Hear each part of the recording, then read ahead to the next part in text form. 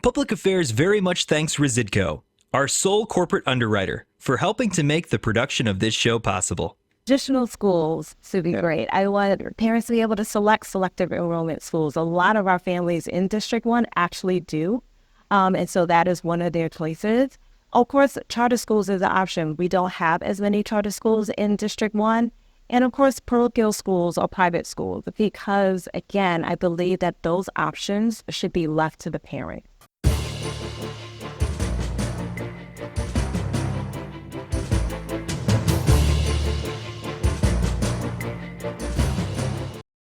If we could wave a magic wand, make you president of the School CPS Board. So, on October 1, you're president, and you were leading the board, lead the city of Chicago. What's the big issue? The big issue is definitely the budget. When you think about almost 2/3 of property taxes goes to CPS, and right now we're almost a $10 billion organization. And with a $500 million deficit, and depending on how the contract negotiations goes, it can go almost to $1 billion in a deficit. That is a key issue, because I know that the citizens of Chicago want a strong return on investment, and we should be able to deliver on that with a $10 billion budget. And so that is a key issue. That's why I want budget transparency, and that's one of my key things that I am standing for and what I'm fighting for to be on the school board. So how much tell everybody in the city of Chicago, I'm sure you know, how much do we spend per kid per year on average for our 323,000 students? What does each kid, each student at CPS get expended or spent on him or her? Yes, roughly around $30,000. $30,000. Do you think that's enough? If I'm a taxpayer or not, if I'm a parent, if I'm a resident of Chicago, do you think I'd think $30,000 should be enough to produce a quality education? I do believe that my neighbors probably feel like $30,000 sounds like a lot of money, and we should be able to sit there and see, like, my child is doing a great job in school and can have a great future because of how much money we have spent on every single child in CPS. But are we doing that? If you're now, for this show, you're president of the CPS Board. Have 7 board members, you're one of 7. We're in that fantasy world of Jeff Berkowitz, okay? All right. So you're now the president. Address the public. I'm a reporter, and I've asked you, I said, well, is it enough? It sounds like you said, yeah, that should be enough, 30,000. Are we performing? Is CPS performing? Give us a grade. Give them a grade, A to F, grade CPS. Yeah. In performance, and especially, well, let me leave it just at that. Are they performing? Are they educating our kids well? Our scores are not acceptable. I, as a parent, would want and do want my child to be successful in everything that she does in school, and I want that for all 320,000 children. And the fact, when you look at our student achievement data, that our kids are not performing, only around 25% of our kids are reading on grade level, that's not acceptable. 25%. How long has that been the case, roughly? I know you've been, look, people may not know this, but this is somebody who's been around education for about a quarter of a century, right? Oh, yeah. Maybe Teacher. A little old there, but yeah. Well, no, you're still a young lady, okay? But she started when she was 12. Yeah, exactly. So you're really teacher, principal, chief academic officer in various states around the country, including Illinois, including Chicago, doing a lot with charter schools. Have I left anything out that you've been doing in education? And now I do executive coaching for superintendents across the country. Wow. Yeah. So you would know, you said we're not performing. Only 1 out of every 4 kids currently reads at grade level, right? Correct. At CPS. That's overall. I mean, you've looked at this. I know you haven't been here for 10 to 20 years, but you've heard the data. With your view, what's been happening for the last 20 years to that statistic we're talking about now? Yeah, especially after COVID, we have seen our student achievement go down, just like our population has gone down. And we know that there is a correlation or a connection around, like, people want good schools for their children. And so if we want to see the vitality of the city to move, we have to create an education center where every child is getting the supports that they need and thriving in our city. And that is not what is occurring right now. And that's why I want to be on the Chicago School Board, because I want to make sure that we're getting a return on our investment, that every single dollar that we're looking at is actually doing what it's supposed to do. So what, as president of the school board in this fictional world of Jeff Berkowitz, what's the first thing you do? Say we're having this school board meeting, and I'm a wise guy, and I stand up, there's public participation. I said, seems to me, I've been coming to these school board meetings from time to time. I don't think you folks have ever talked about the percentage of kids reading at grade level. And that, Michelle, Pierre, did I get that right? and you did get that right. And that is a problem. Actually, the work that I currently do, I work with superintendents to make sure that they have KPIs for all of the key indicators for their student achievement. And I want to make sure that happens for CPS. What's KPI? So key performance indicators, Yeah. and making sure that what we're working towards. Who's our superintendent? Who's your superintendent? CPS. Yeah. Yes, Pedro Pedro. Martinez. All right. Does he do that? He's been there how many years? So this is his fourth year? Sounds like, right? 4 years. What's he paid? $200,000-$300,000 a year more? A little bit over the $300,000. So for $300K, how many times has he in the last 3 or 4 years told everybody publicly, discussed this key performance indicator, which is the percentage of kids reading at grade level, Black, Hispanic, white, just to break it down a little bit, percentage of kids doing math proficiently? How many times do you think he's talked about that publicly? So I have not. Have you ever? No, never. Right? Oh, Never. I have not seen that. I haven't seen it. There might be some publications of like how we have done on the NAEP exams, and one of the fastest growing districts after the pandemic, he has put that into a newsletter. But if you watch a board meeting and say after quarter one, how many are our students are on track for graduation? How many of our students are performing at this level? How did we do on our IAR, which is the Illinois Assessment for Readiness?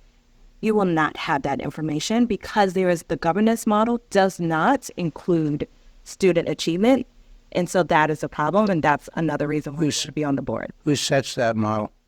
So the board should The board. Because So why has the board? Are you critical of the board? These 7 board members, some of them have been in this for 3 or 4 years. Exactly. You might go appointment back to Lori Lightfoot. I guess Brandon Johnson's kept them there. He could have changed it. What the hell? Has the mayor been wacko? I mean, Siri, 2 mayors. Lori, a little bit too passionate maybe, but that might be too strong a question. But what do you have to say about Lori Lightfoot and Brandon Johnson? He's been there for over a year. She was there for 4 years. Did you ever hear those people talk about these key indicators of performance? I have not heard them speak about it, even though Brandon Johnson is an educator, as they all tout as he became mayor. I would think that he would really speak to making sure that every child is learning under his leadership as mayor. But one of the things that I'm going to make sure to do when I get on the board is to stand up and make sure that the mayor understands that the focus should be around student achievement and how every child is growing in our district. Well, what did he do? You said he's involved in education for 21 years. What was he doing? So he was a teacher previously. For how long? Well, I cannot remember. 4 years. Everybody says he's a teacher. If you teach for 4 years and you do something else for 17 years, are you a teacher? Well, I feel like you're always a teacher in heart. I will say that. And so you should always have passion. Do you know what else he was doing for the remaining 17 years? So he's been in politics. Politics, really? I definitely feel like he's definitely been in. Wasn't he a hustler for the CTU, an organizer, get people to sign up? Isn't that a hustler for the CTU, the Chicago Teachers Union? We've been a part of politics. And so That's yeah. politics. CTU is politics. Okay. Yeah. I thought it was education, but maybe not. Well, I think the teachers that are in our schools are teaching and educators. And then I think the CTU has a very different focus for their members. And so What's their focus? So I think there's a political arm to them. And then I think there is just a focus for what they believe is important to their members. What do they believe is important? Well, as they said, of course, salaries is a big piece, healthcare. Different positions need to be in schools. They were on the news today. Different positions need to be, what does that mean? So they have advocated for like librarians to be in every school. So there are different positions that they want to see in the contract so that they can be in schools. Have they advocated that kids read at grade level, do math proficiently? Have they advocated for that? I have not heard that a part of that their components of the things that they've been. Have they said that should be in the contract? How about like they have incentive clauses for football players, right? They gain a few thousand yards, they're going to get more than if they gain 3 yards, right? What about a teacher who did a lot of value added? And, maybe she had some kids come to her below grade level, but she pushed them up. Have they advocated for that as a part of their contract? Because the value added, what did they do? Isn't that how we should assess teachers? I think there's districts across the country that actually acknowledge teachers for their hard work. And we should be acknowledging our teachers for their hard work here in Chicago as well, because it is a civil right that every child gets a great education. And when a teacher is doing that, we should acknowledge them. We should be celebrating them. We should be making sure that other teachers know exactly what they're doing in their classroom so they can replicate it in theirs.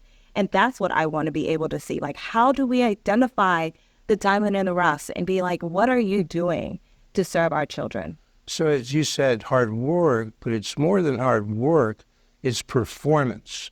Is it fair to judge teachers by their movement up in terms of if they started, say, 2 grades below level reading, at the end of a year with that teacher, they were at grade level? Is that fair to judge? If that teacher had 15 kids like that and 5 that didn't make any improvement, that was her, and 5 went down, should we look at those things, that data, and should that affect their compensation? So I definitely think we should be looking at the value add and the performance of our teachers, because again, there are many ways that we can celebrate and learn from them. I know that teachers always want to share best practices. So how will we know that if we actually don't look at the data to find, oh, this teacher's really great at doing this for certain types of children? What is it? What's behind that? And I think it is also great to be able to celebrate teachers financially. It would be nice if we could give them a bonus for being able to do such great work with our children, because they deserve it. Teachers deserve to get paid. I definitely do. They? Because let me just go on your district, okay? Yeah. The first district. The kids in your district, according to this is kidscanread.org, WirePoints puts out these slides that say in the first district, 32% of the kids at CPS are reading at grade level, 24% are doing math at grade level. Are these teachers great? You just said, I think they're great. Why are they great? Are they great in the first district? So I do feel like we have some great teachers in. No, some. I just overall. Look, you got so many degrees. You got a bachelor's, you got 2 masters, you got a PhD. Much of that in education, certainly the PhD. You know data, you know statistics. You could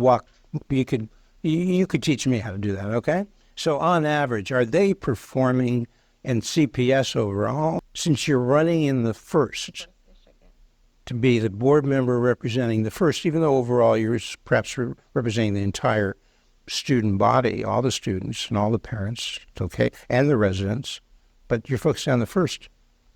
On average, are those teachers performing 32%, 24% at grade level? Again, I think there are multiple factors that go into having great schools. And I think on the board, we need to sit here and look at the resources that we're providing to teachers and the supports that they need. And how do we get them to be able to move the student achievement up so that all children are achieving? $30,000 a year, is that good for resources? I think the one piece that I don't think we're transparent to be able to say where is every single dollar going. So yes, we can say $30,000 feels like a good amount. Well, you saw the last teacher's contract, 2019. It boosted salaries for teachers, 2024, current to an average of about $100K a year. Do you think a lot of that's going to the teachers? Well, most school budgets, when you look at across the country, between 80 to 87% go to salaries of staff. So we know. What do you mean not transparent? That's just you understand it. What more transparency do you need? So the transparency around exactly where our other funds are going, what type of resources do our teachers have? So yes, one component is their salary. 87%, you said, right? Roughly, depending on the district. Yeah, that's a lot. It is for staffing. And again, when you are thinking about how are we looking at the resources that teachers have in the classroom to be able to support students is a key factor that I want to make sure that we are delivering on our promise to every single citizen. One of my other key points that I'm pushing for is to make sure that every neighborhood has a great school that children and families can choose. How do you achieve that? Yeah, so I think there are a variety of ways. One is making sure that we are well-resourced in our traditional schools. If our schools are not able to meet the needs, then we have to provide other options to our families. Does that, it sounds like you're saying school choice. Yeah. You believe in school choice. I do. You believe in public school choice. Yeah. You believe in private school choice. I believe that families should be able to choose what is best for their child. I know from my daughter that she is a theater person. She's been dramatic, and being able to choose the high school that she's in means a lot to me. And I want to make sure that every family gets to make those choices. School vouchers. You've heard that phrase, right? What's a school voucher? So it is where funding follows the child to usually a parochial or a private school. So what would be the purest form of school vouchers for CPS? If you were a board member, maybe now back to the real world, you might be one of 21, unless you were the president of the school board, which you could in 2 years run citywide. You'd have a little more impact than one. But in any case, what might you propose relating to school vouchers if you wanted to make sure every parent was empowered to send their kids to the school of their choice? What could you do? I don't know if it'd be legal, but conceptually, we're spending $30,000 right now. Yeah, so we're spending $30,000. What could you do to empower the parents? So I think one of the great things about being in the city of Chicago is that there are a variety of options that our families can choose from. And so I do not want to lessen those options. If you listen to the strategic plan and listen to Mayor Johnson, he wants to lessen those options and push families into neighborhood schools. And I actually want to widen the options. Like, how do we create more pathways? How do we create more options that families get to choose that are strong and good options? Because every child, again, deserves to have a great education while we're in this pre-K through 12th grade. Take the $30,000, put it in the backpack, strap the backpack on the kid. Kid's backpack has $30,000. The kids and the parents choose to leave CPS to go. What are their choices in your world? If they're leaving CPS, what's the panorama of choices? Yeah, so I'm not sure that a lot of our parents actually want to leave CPS. You're not sure. Some might include staying there. Just tell the parents as the representative of the first district, tell your 30,000 or so. Is it 30,000? Parents of 30,000 kids. Yeah. Parents, tell them what is the panorama of choices. Yeah, I want them to have great choices at our traditional schools, charter schools, parochial schools, and I want them to be able to make those choices. Selective enrollment, too? No, of course. Because the current board seems to be rolling that back. Exactly. So say that one more time. I want to make sure they can hear us. So, say it loud. Say it loud. Traditional schools should be great. I want parents to be able to select selective enrollment schools. A lot of our families in District 1 actually do. And so that is one of their choices. Of course, charter schools is an option. We don't have as many charter schools in District 1. And of course, parochial schools or private schools, because again, I believe that those options should be left to the parent. How would that change? How would that improve the education of the CPS kids? So I think, in your view, in my view, I believe that every school leader, every teacher is trying to think about what is best for their school. And they also want to attract families back. And so I will just share two key tidbits. So when I was principal in DC, I actually was at a school for the first time with a very low performing school in DC. A lot of the families were leaving my school and actually going to the charter school down the block. And it was understandable. Our scores were not acceptable, and the parents and the children deserve better. It was my job as the leader to figure out how to make that school better. After 3 years, we were one of the fastest growing elementary schools. We created a Spanish immersion program on the southeast side of DC, and we increased enrollment, and now that school has a wait list. I do believe that if we focus on what makes schools great, provide the right resources, talk to our community and say what will bring you back, what would get you to be here, we can actually increase the enrollment in our schools. We can actually increase the student achievement as well because we create a strong foundation. Yeah, you could, but so the people who have looked at that, our points looked at that, using the data of CPS, the Illinois State Board of Education, 2023, they come up with 79% of the Black students are graduating, Yeah. but only 11%. 11% this year of this data read at grade level. So way worse than the 1 in 4, okay? It's like 1 in 10. And 8% of the Black students do math at grade level. Hispanics do a little better, 84% are graduating, but 18%, only 18% read at grade level. Only 15% do math at grade level. So CPS graduates students without the skills they need. They can't read, they can't do math. Did I get that right? Correct. And you're saying some charter schools can do better. They may not be at 100%, but they're better than these numbers I've just read, and they're moving in the right direction, right? Correct. There are lots of choices. There are charter schools, there are parochial schools, there are select enrollment schools, there are magnet schools. You have to be able to give parents choice, and it does force you to make a better product. So I know as principal, when I was losing students, I was like, I have to do something to bring back children. And those things was a good program and strong student achievement. And so, again, I do not see us offering choice as a negative. I think it helps us to learn from each other what makes a great school. It pushes us every single day to be better. And that's what we want.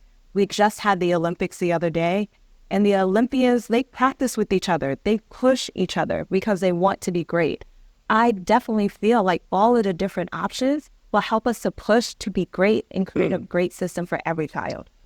So, but the issue of the day, September 30, last week, the week before, all I'm hearing from the mayor and the superintendent is, will there be closed, will schools get closed? Number one, why is that an issue? Why is anybody even thinking of closing any schools? Give us the data. Yes. So there's a multitude of reasons why we might be thinking about consolidations or school closures, and that probably has come up, hence why CEO Pedro Martinez had a report about this, because 163 of our schools have less than 50% of the building utilization, which means that those schools are not maxed out to maximize the learning for the children in that building. And so, going back to the earlier point around how do we make a great school, then pull back our families, if you don't have enough students in the school, kids are not going to want to go. And so when we think about this is one of the areas that we have to focus on, is what do we do about these schools to make sure that we are actually providing the right education for the children. Yeah, so you said 34% of the schools, I think you said, are half empty or worse. WirePoints has that data. Others have it. I don't think it's disputed. But it's not just schools, 34% of the traditional schools. This is excluding, I believe, the charter schools. When we say 34%, the traditional neighborhood school, not your select enrollment, not your private parochial school. Now, they want more of this. The school board has said this. They have said that, the 7 members, I think. I haven't heard anybody said. We want to go back to that model. Wherever you live, that's where you go to school, right? That is one of the pieces in their 5-year strategic plan, is to push families back into their neighborhood schools. But I actually do not think that's going to help us. I actually think that's going to create even more of an issue for us. Should some of those schools, maybe a great number of those schools, be closed? In your mind, in your view, would overall students at CPS be much better off if we closed a lot of those? I mean, we've got some here like Douglas High School 912 student capacity, 35 actual students there, to a cost of almost $70,000 per kid. Percent of students proficient in reading at that school, Douglas? Zero. Nobody. Would you close Douglas tomorrow if you could? So, no, I would not close Douglas tomorrow because there are children in that building. Next year. No, Would you close it? No, but they should go somewhere. I'm not saying you should abandon the kids. Oh, contrary. If you close the school when 0% are reading at grade level, might we push it up to, 10, 15, 30, 40%? So what I think we need to do is work with our communities and really have a conversation about what are the needs of the community, understand that better so that we can sit here and figure out how to support that school and also share with them the vaccine just shared. I don't think that every family in the community wants to spend $70,000 per child to go to that school. I do think to get 0 kids reading at grade level, exactly. I think you could spend maybe a quarter of that and you might get 30% reading at grade level. That would be a much better number, right? They want their kids to be doing well. Yeah. So that is a conversation that we need to have to figure out, what is it that we need to put into that school to actually make that happen, and talk to our families, if this doesn't occur in the next X, Y, and Z years, let's find a better option for your child. But I think that conversation needs to be done with the community and not to them. Who's in the community? Who's that conversation with? Parents. But I want to go back to, again, 2 things that we were talking about. One is, are we using our budget effectively? When we think about how much our budget has increased over the years, right? $30,000 per child. And so that's why the budget transparency and the return on investment is so important. Because we got to see, what are we using these dollars for? How is it having the impact that we want to have? And what do we need to change to actually do what we say to the community that we do, which is make sure that every child has a great education. So your opponent is Jennifer Custer, right? Yeah. She's endorsed by Chicago Teachers Union, CTU. She agree with everything you've said in the last half hour? I know she probably does not agree with everything that I have said. Does she agree with anything you said? One thing that she has changed over time since she began is around selective enrollment, because she probably looked at the data for District 1 and know that a high percent of our families do believe in selective enrollment in schools, so she has pushed that part. But I have stood for school choice from March 26th when I decided to run, because I believe that every parent should choose. And so my action and my words have been consistent this whole time that I've been running. What best describes your approach to improving education in Chicago? So I think with my 26 years in education, my approach has been consistent around, one, having high expectations for every single child. It shouldn't matter your background, the language you speak, the zip code that you live in. Every child deserves to have a great education. The second piece, we have to create the resources and supports to make sure that every child has what they need in the classroom, from the curriculum, the social emotional learning. So last but not least, we have to make sure that we are looking for the results. We have to look at that every single year, understand it, make sure that we're improving. And if we're not, find out the reason why we're not doing every single thing that we should be doing for our children in Chicago. All right. Thank you so much, Michelle Pierre, for coming here and sharing your views about the state of affairs at CPS, our Chicago education more broadly, how to improve it, what programs you're running on. I think you've given the voters throughout Chicago, and particularly in your district, a lot to think about. So you come back if you can before this November 5 election and come back on public affairs. Thank you so much. It'll be great. Thank you so very much for having me. And you come back next week and every week to public affairs.